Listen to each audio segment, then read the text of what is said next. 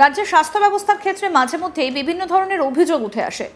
এবার ন্যায্য মূল্যের ওষুধের দোকানে 85% ছাড় দেবার কথা উল্লেখ থাকলেও তা করা হচ্ছে না বলে অভিযোগ। এমনকি কম্পিউটারাইজড বিলও না দেওয়ার অভিযোগ উঠেছে। শুধুমাত্র বাজার থেকে কেনা ক্যাশ মেমোতে হাতে লিখে সেই বিল দেওয়া হচ্ছে রোগী এবং রোগীর আত্মীয়দের। এইরকমই চাঞ্চল্যকর অভিযোগ নদিয়ার শক্তিনগর জেলা হাসপাতালে। জানা গিয়েছে, গত 8ই মার্চ এক যুবককে শক্তিনগর জেলা হাসপাতালে ভর্তি করা হয়। সেই মতো হাসপাতালে চিকিৎসক যে ওষুধ লিখে দেন, সেই ওষুধ ন্যায্য মূল্যের দোকান থেকে নেবার পর পাকা বিল চাইতেই তারা সেটা দিতে অস্বীকার করেন। একই সঙ্গে দোকানের এক কর্মচারী অকথ্য ভাষায় গালাগালি করেন বলেও অভিযোগ। একই অভিযোগ নদিয়ার করিমপুর ব্লকের মারুটিয়ার এক রোগীর আত্মীয়েরও। গত 7 তারিখ রাত 11টা নাগাদ শক্তিনগর জেলা হাসপাতালে শ্বাসকষ্টজনিত কারণে ভর্তি করা হয় এক বয়স্ক ব্যক্তিকে। পরদিন হাসপাতালের ভারপ্রাপ্ত চিকিৎসক বেশ কিছু ওষুধ লিখে দেন।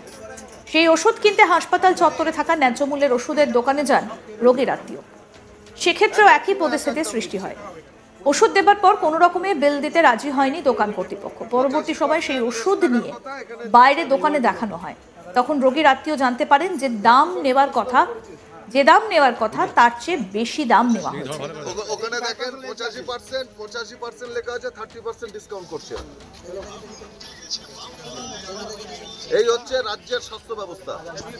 মমতা ব্যানার্জি স্বাস্থ্যের কথা বলছেন। কি বলছেন রোগীর বাবা, আসুন শোনাই।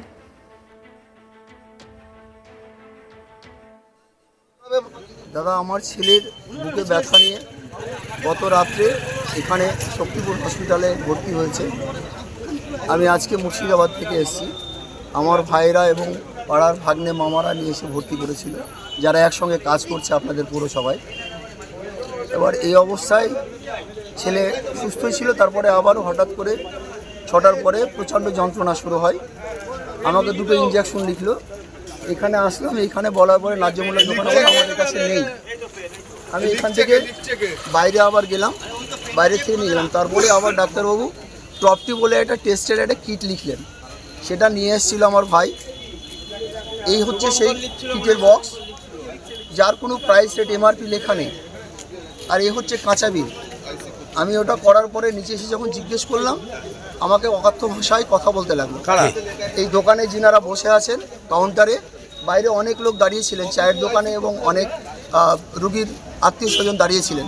আমি বারবার অনুরোধ করলাম যে আপনি আমাকে পাকা বিল দিন, কম্পিউটার বিল দিন, আপনি যত টাকা নেবেন, কিন্তু আপনার বাইরে যে 85% লেস লেখা রয়েছে, আপনি সেটা লেস করে আমার বিল নিন।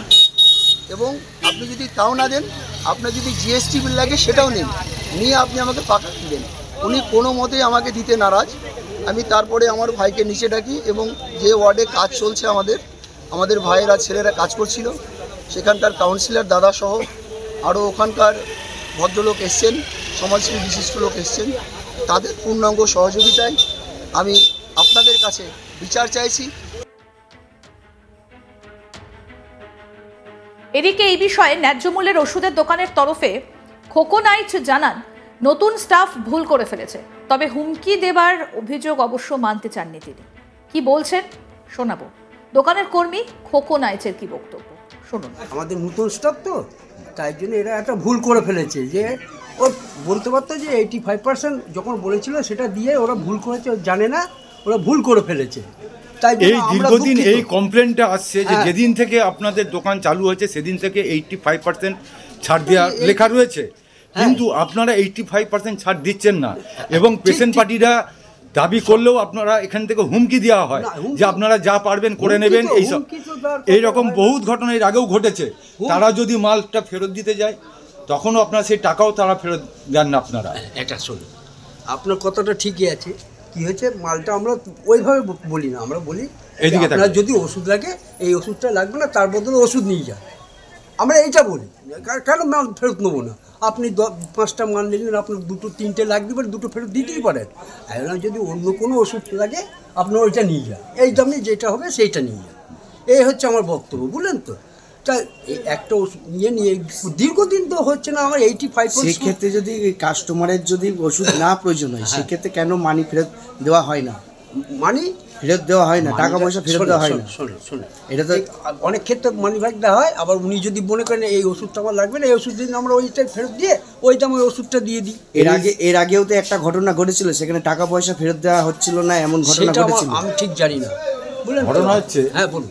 এই যে সরকারি হসপিটালে ন্যায্য মূল্যে যে ওষুধের দোকান, মাস্ট আপনাকে কম্পিউটার বিল দিতেই হবে, কিন্তু কেন আপনারা কম্পিউটার বিল দেন না, কাঁচা বিল কাগজে দেন? হ্যাঁ শুনুন, কম্পিউটার বিল আমাদের এখন মাল লোড হচ্ছে তো, আমাদের অডিট। আচ্ছা, কতদিন চালু হয়েছে আপনাদের দোকান?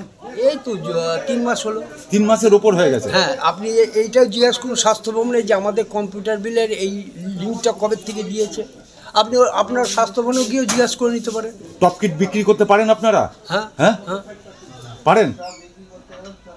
না, টপ সিট বিক্রি করতে পারে না কিছু, কিন্তু কেন রেখেছেন? এমার্জেন্সি একটা হসপিটাল তো। এটা ন্যায্য মূল্যে ওষুধের দোকানে আপনি টপ কিট রাখতে পারেন না। এটা ঠিকই আছে, আপনার কথাটা একদম। সার্জিক্যালের মাল আপনি রাখেন, সার্জিক্যালের মাল রাখতে পারেন? হ্যাঁ, সার্জিক্যাল রাখা যায়। নিয়ম আছে, এই ন্যায্য মূল্য ওষুধের দোকানে রাখার নিয়ম আছে। আমাদের লিস্ট দেখুন না, সার্জিক্যাল আছে। তাহলে সেই লিস্ট অনুযায়ী তাহলে আপনি 85% কেন দিচ্ছেন না, যেখানে আপনার পোস্টারেও লেখা রয়েছে? হ্যাঁ, কিন্তু সব আপনি যেটা বলেন না যে টপ সিটটা আমাদের মেলা দামে কেনা পড়ে, আপনার কথা ঠিকই আছে, কিন্তু আপনি বিক্রি করতে পারেন কি? আপনার সরকারি ন্যায্য মূল্য ওষুধের দোকানে পারেন এই কাজ। ঘটনায় ইতিমধ্যে হাসপাতালে সুপার সহ কৃষ্ণনগর কোতোয়ালি থানায় অভিযোগ জানিয়েছেন রোগীর আত্মীয়রা। খবর পেয়ে ঘটনাস্থলে পৌঁছয় কৃষ্ণনগর কোতোয়ালি থানার পুলিশ। সকলের সঙ্গে কথা বলেন পুলিশ আধিকারিকরা এবং এই ঘটনায় রাজ্য স্বাস্থ্য ব্যবস্থার সমালোচনা করেছে বিজেপি। কি বলছেন বিজেপি নেতা সন্দীপ মজুমদার, শুনবো।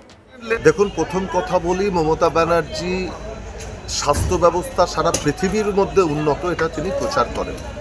সেই স্বাস্থ্য ব্যবস্থার করুণ দশা, কঙ্কালসার পরিস্থিতি আমরা শক্তিনগর জেলা হাসপাতালে দেখতে পারলাম।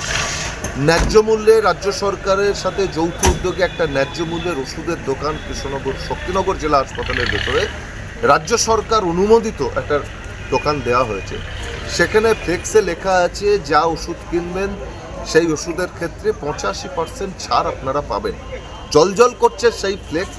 দীর্ঘ 6 মাস ধরে তারা ওষুধ বিক্রি করছে 85% ছাড়ের কথা তো দূরস্থ, এমনকি ওনারা কোনো বিল পর্যন্ত দিতে চাইছেন না। শুধু ওষুধ দিচ্ছেন, সেই ওষুধে এক্সপায়ারি ডেট নেই, সেই ওষুধে এমআরপি নেই। এই ওষুধ তারা দীর্ঘদিন ধরে গরিব মানুষদের কাছ থেকে পয়সা লুটছে।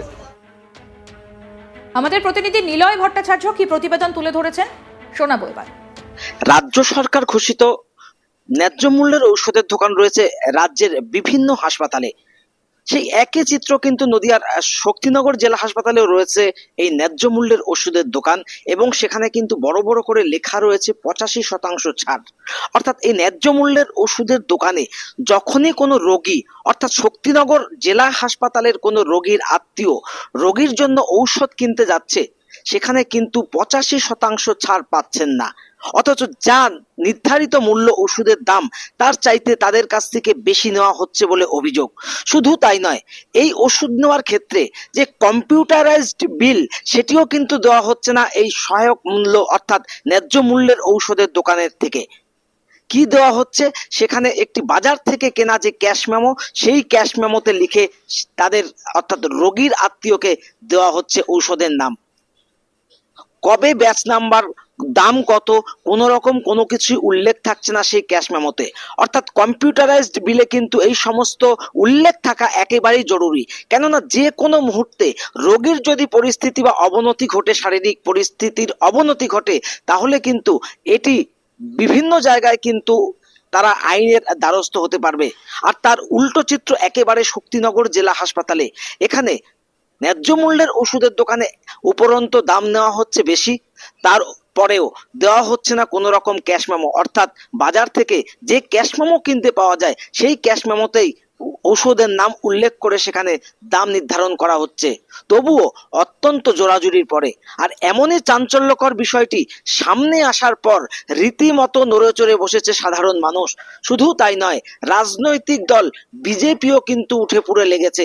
আমরা দেখেছি গতকাল রাতে করিমপুরের এক বাসিন্দা যখন এই ওষুধ কিনতে যায় ন্যায্য মূল্যের দোকানে, তখন কিন্তু প্রথমে তাদেরই নজরে আসে, আর এই বিষয়টি জানাজানি হতেই সেখানে কিন্তু একেবারে ভিড় পড়ে যায় এবং স্বাভাবিকভাবেই সকলে মিলে চেপে ধরে এই যে সংস্থা, অর্থাৎ এই ন্যায্য মূল্যের যে ওষুধের সংস্থার যাকে বরাদ দেওয়া হয়েছে তার বাড়ি কিন্তু কলকাতায়। অর্থাৎ এই বরাদ যে পেয়েছেন তিনি কিন্তু বিষয়টি একেবারেই এড়িয়ে গিয়েছেন এবং ঘটনার খবর পাওয়া মাত্রই ঘটনাস্থলে পৌঁছেছে কৃষ্ণনগর কোতোয়ালি থানার পুলিশ। কৃষ্ণনগর কোতোয়ালি থানার পুলিশও বিষয়টি নিয়ে ইতিমধ্যেই তদন্ত শুরু করেছে এবং বিভিন্ন রোগীর সাথেও কিন্তু তারা বা রোগীর পরিবারের সাথেও তারা কথাবার্তা বলেছে। আরো আপডেট পেতে দেখতে থাকুন আজ তাক বাংলা। সাবস্ক্রাইব করুন, নোটিফিকেশন পেতে বেল বাটন অপশন প্রেস করুন, হোয়াটসঅ্যাপেও ফলো করুন আজ তাক বাংলা।